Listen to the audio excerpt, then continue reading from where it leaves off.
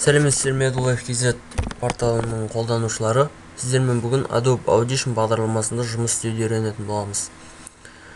Adobe Audition музыкалық бағдарламаларға, MP3 форматындағы, кез келген форматтағы аудиоларға арналған, солармен жұмыс істеуге, соларды өңдеуге, монтаждауға арналған бағдарлама. Бұл жерде бірінші көрейік, бірінші ашуды үйренейік. Ашудың тәсілі оңай. Мысалы, мен мына музыканы ашқым келеді. Бұл жерде ашатын кезде де, осы бағдарлама арқылы бір аудио файлды ашудың кезінде де оны ойнатып көруге болады, қандай бағдарлама ашатсын. Мысалы, мен осы музыканы ашқым келеді.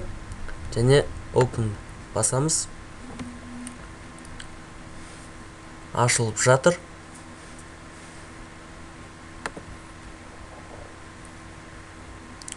Көріп тұрғаныңыздай ашылды. Бұл монотиптегі, стереотиптегі аудио файл. Бұл жерде екі түрлі. Екі жақтан, оң жақ және сол жақтан ойнайды. Оны ойнату үшін, бағдарлама аудио файлды ойнату үшін пробел батырмасын басамыз. Соның өзі жеткілікті.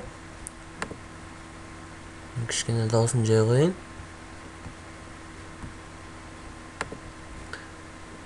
Көрдік, керек нәрсені.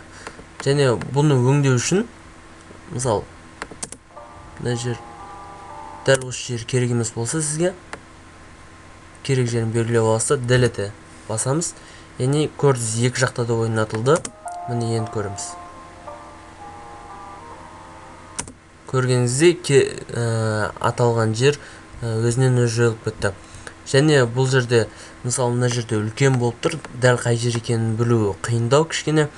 Оны үлкейту үшін, үлкен форматта көру үшін, үлкен осы жұмыс аймағын белгілейтін нүкте осы. Осы нүктені керек жерге алып барамыз, және оны бұлай үлкейтуге болады. Мысалы, маған мысалы бүйтіп үлкейтсем, ар жақ жұмыс аймағым ар жақта қалып кетеді. Сондықтан бұлай үлкейтеміз. Міне. Мысалы, дәл осы жер керек емес, осылай өшіріп тастауға болады delete батырмасы арқылы. Және оны жұмыс аймағын бұлай жылжытып отыруға да болады. Керек жерге тышқанның оң жақ батырмасын бір бассаңыз жеткілікті, сол жерде болатын болады. Және сіздің белгілеп жатқан аймағыңыз жұмыс аймағында көрсетіліп тұрады. Міне, мысалы. Үлкейтуге, кішірейтуге болады оны. Міне, мысалы, мұна стереотиптегі аудио форматты өшірудің тағы бір тәсілі бар. Ол, бір жағын өшіріп, бір жағын қалдыру. Мысалы, мен өшіріп тастадым осы жерді. Міне, мұна бос аймақ. Енді осыны ойнатып көрейік. Мысалы, көріп тұрғаныңыздай, бір жақта ғана ойнайды. Және осылай да жасауға болады. Стереотиптегі аудио форматпен. Және, мысалы, осы жерде музыка қосқыңыз келсе, батырмасын басамыз, және осының үстіне жазылатын болады керек нәрсе. Міне қарап көрейік. Батырмасын басамыз, және осының үстіне жазылатын болады. Көргеніңіздей, мұна ортаға жазылып кетті. Және ол оның орнына, музыканың орнына түсіп отыр. Енді мұнаны өшіріп тастайық. Аудио форматты жазудың тәсілін үйренейік. Ол үшін рекорд батырмасын бір бассақ жеткілікті, жазыла бастайды өздігінен. Енді керек кезінде осыны тағы бір басамыз. Міне формат аудио жазылды. Және осы жерде керек емес жерлерін былай өшіріп алып тастай саламыз. Мысалы,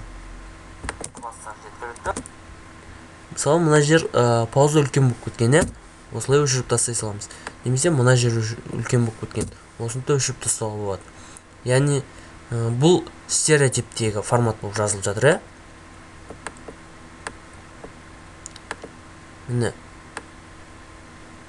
ол үшін мына бір жағын өшіріп бір жағын қалдыру үшін мына жерді, яғни мына сызықтан жоғарғы аймақты белгілейміз. Сонда бір жағы өшіріледі, бір жағы қалып кетеді, иә. Мына жер бос аймақ болып қалды. Және бұлай белгілеп алсақ, мына жер бос аймақ болып қалды, иә. Көргеніңіздей, көріп тұрғаныңыздай, мына жердегі стереотиптегі форматты өзгертудің жолын қарастырдық. Енді монотиптегіні қарастырып көрелік. Міне бұл жерде 48 мыңды таңдау дұрыс, өйткені міне моно, стерео деп таңдауға да болады, және битті таңдауға болады. 48 мың стандартты формат. Міне жазылып жатыр, сөздеріміз барлық жазылып тұр. Енді осыны көрелік. Міне жазылып жатыр. Осы жерде мысалы мына жер пауза үлкен болып кеткендер, иә. Міне жазылып жатыр. Міне жатыр дегеннен кейін үлкен болып кеткен. Пауза, өшіріп тастап. Сөздеріміз барлық жазылып тұр. Жазылып тұр дегеннен кейін керек емес, иә. Осылай монтаждай беруге болады. Және бұны үлкейтіп алуға болады. Жаңағыдай, мысалы, міне мына жерді өшіріп тастауға болады. Көргеніңіздей өте жылдам болды, ә? Арасында пауза жоқ. Мысалы, мына жерді өшіріп тастайық. Бұны қайтадан үлкейтуге болады, бұлай. Немесе жылжытуға болады. Және бір айта кететін жай, мысалы, мына жерді өшіріп тастадым, ә? Бұл жер керек еді маған. Ctrl-Z батырмасын бассаңыз жеткілікті, қайтадан артқа қайтады. Ең негізгі жұмыс істеу тәсілі Adobe Audition'де осы. Яғни бұл өте жеңіл тәсіл. Жеңіл бастапқыда осыны білсеңіз, соның өзі жеткілікті. Назарларыңызға рахмет.